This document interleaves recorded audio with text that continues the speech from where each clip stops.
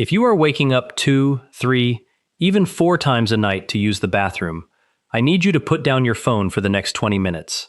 What I am about to share is not what your doctor told you in a rushed 10-minute appointment, and it is not what you read on those listicle health websites that repeat the same 3 tips on every page. Most adults over 50 think the answer is simple: just drink less water at night. I am going to show you why that advice is not only wrong, it might actually be making your nighttime bathroom trips worse than they need to be. My name is Dr. Mira, and I am a urologist. For years, I have sat across from patients who look and feel like you. Exhausted, frustrated, afraid to travel for more than an hour or two without scouting a restroom along the route. Afraid to sit through a movie. Afraid to nap on the couch on a quiet Sunday afternoon without quietly wondering whether they will make it to the bathroom in time. Some of my patients stopped drinking water after 5 p.m., wore dark pants on long drives, and mapped every gas station for 40 miles. That is not living. That is coping, and it is not necessary. Here is the truth. There is a specific way to drink water.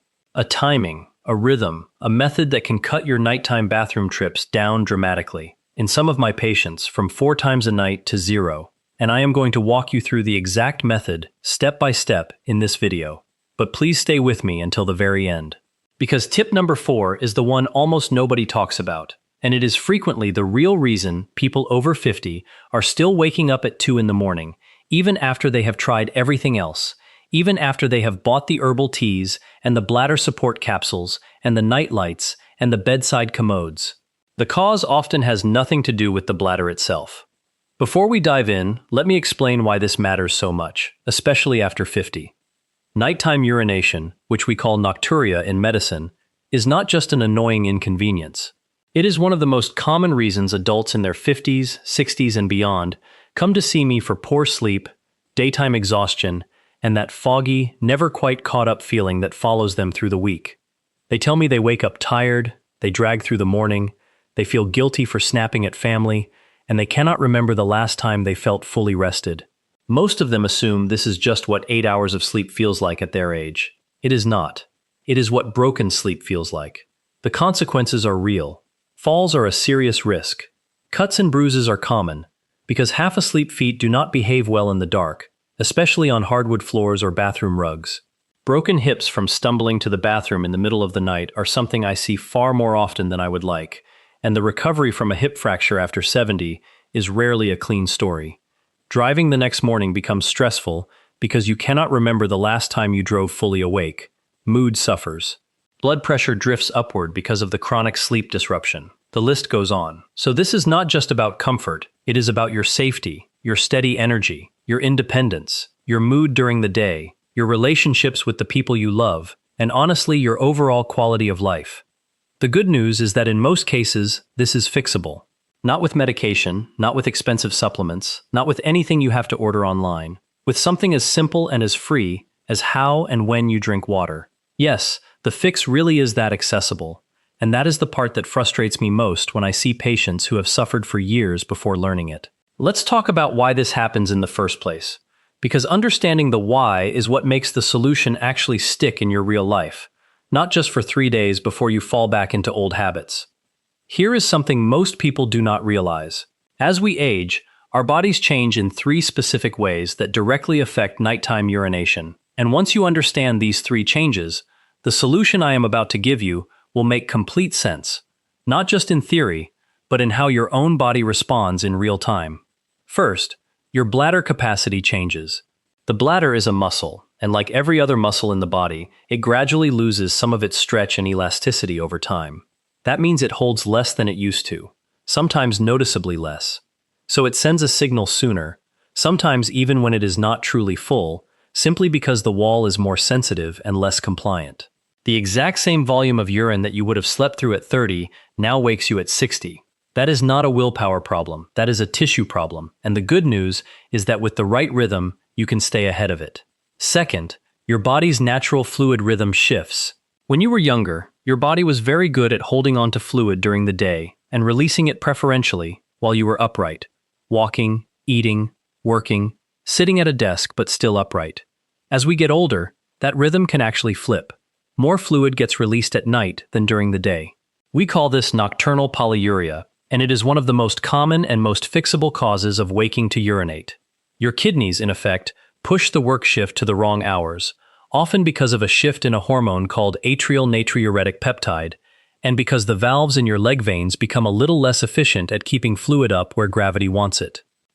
Third, daytime habits quietly catch up with you at night. Coffee in the morning, tea in the afternoon, that glass of wine with dinner, a salty lunch with extra soy sauce, a heavy pasta sauce, or a takeout bowl of soup.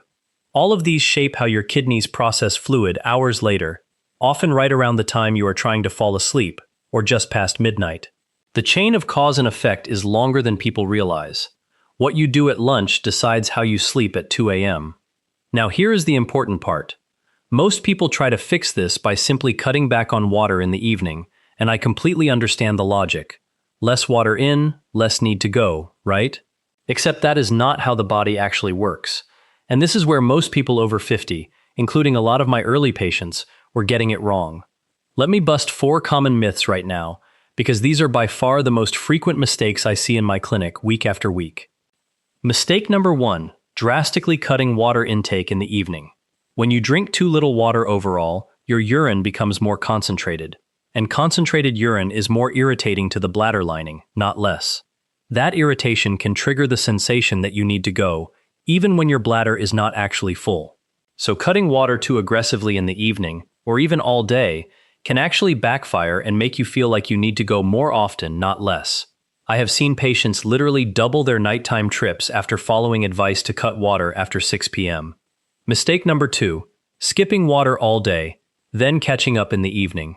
This is incredibly common, especially among people who get busy during the workday, forget to drink, and then realize at 6 in the evening that they barely had a glass since breakfast.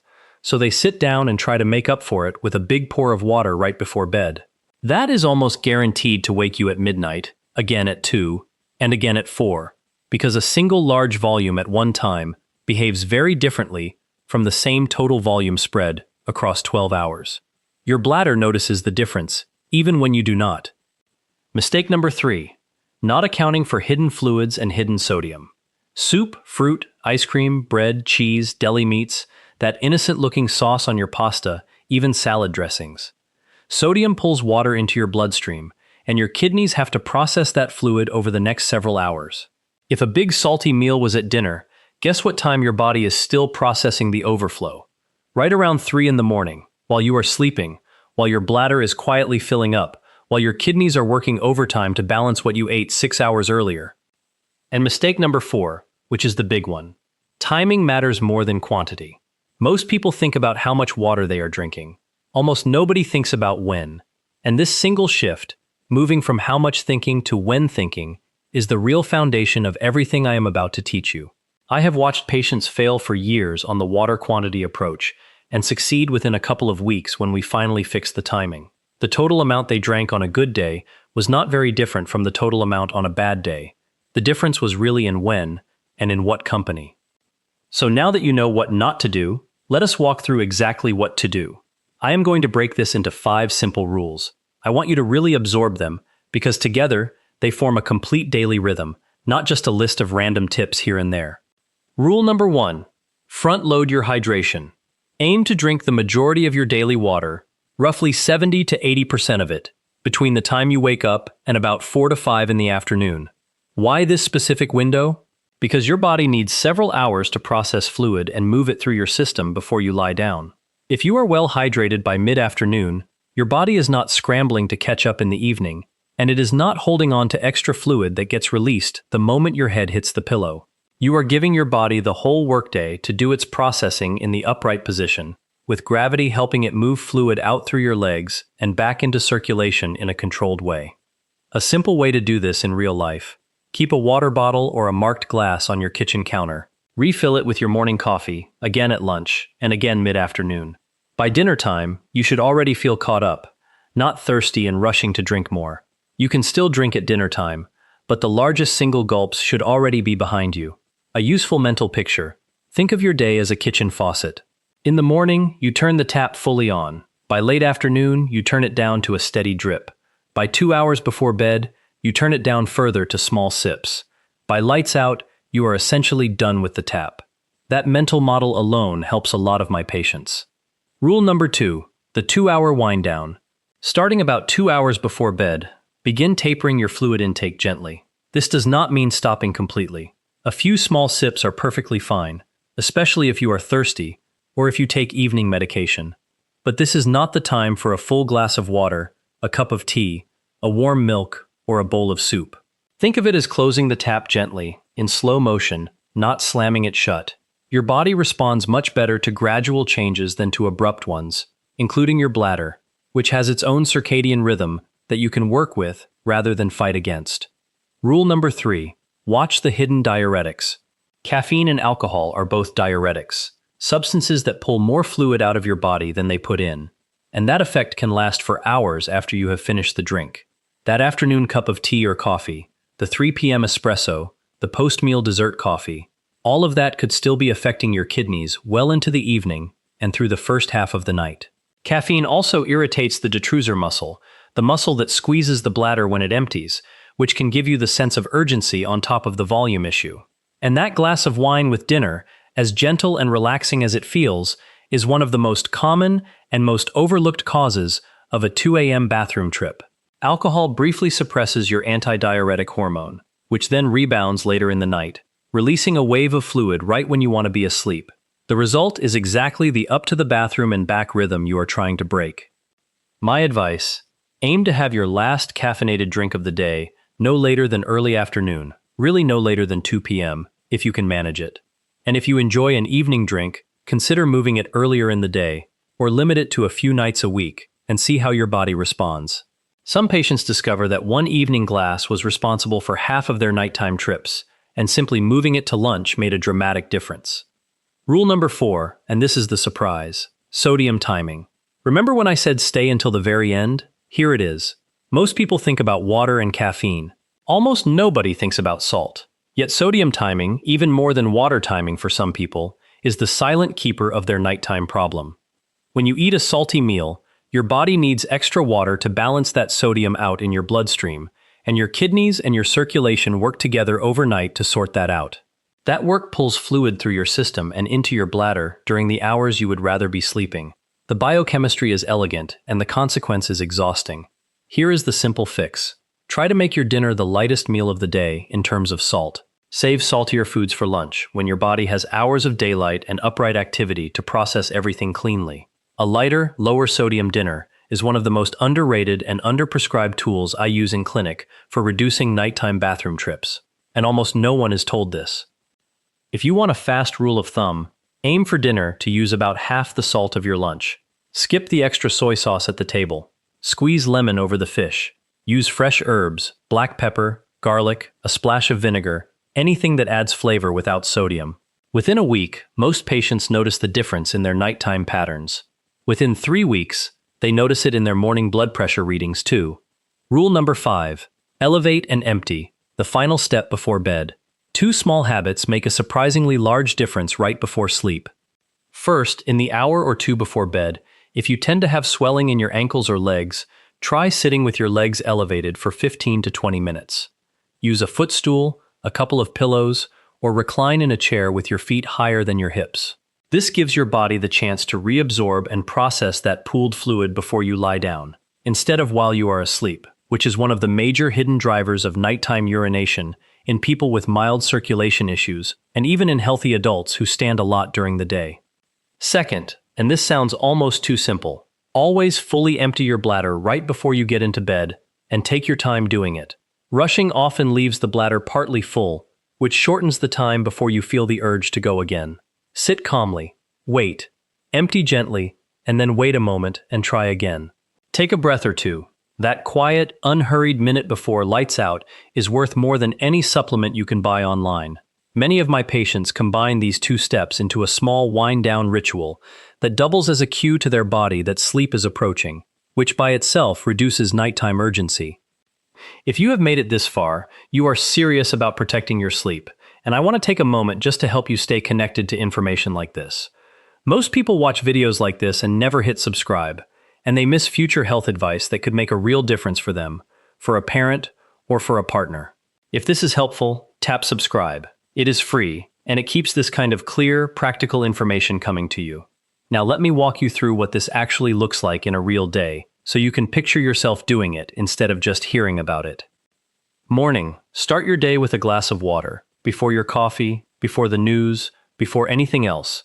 Most of us wake up mildly dehydrated from breathing and sleeping in a warm room for 7 or 8 hours.